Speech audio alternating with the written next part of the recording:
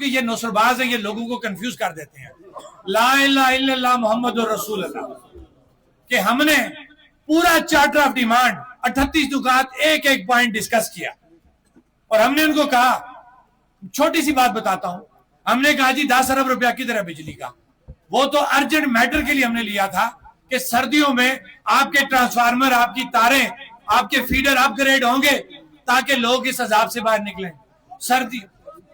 سردیاں بھی آپ کی گزر گئیں، آپ گرمیاں آ گئی، گرمیوں میں بھی وہی عذاب ہے، کبھی ٹرانسفارمر ضائع ہو رہا ہے، کبھی وولٹیج کم ہے، کبھی لوڈ شیڈنگ ہے. یہی بات ہے.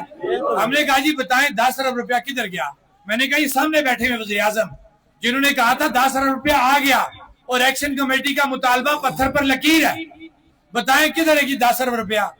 کوئی نوٹیفیکیشن نہیں، وہ پی سی 1 بن گیا ہوا ہے تو بس وہ انڈر ورکنگ ہے. کوئی بجلی کا جواب نہیں ملا.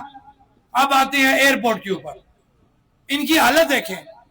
چیف سیکرٹری صاحب کہتے ہیں کہ جی اس کی فیزیبلٹی ہے، ریجیکٹ ہو گئی ہے، جبکہ ہمارے پاس 2023 کے تمام ڈاکومنٹ موجود ہیں جس کے اندر ایک پٹواری سے لے کے senior member board of revenue کی تمام رپورٹس موجود ہیں. 2200 کنال رقبہ میرپور کے اندر ایکوائر کیا گیا، 2023 کے ڈاکومنٹ موجود ہیں ہمارے پاس. وہ کہتے ہیں ریجیکٹ ہو گیا. سنیں 2 نمبری دیکھیں، وہ کہتے ہیں جی ریجیکٹ ہو گیا، وہاں فیزیبل نہیں ہے.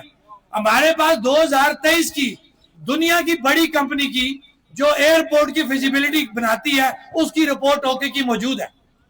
ہم نے کہا جی ٹھیک ہے چیف سیکرٹری صاحب، اگر ریجیکٹ ہو گیا آپ ہمیں ریجیکشن کا لیٹر دے دیں.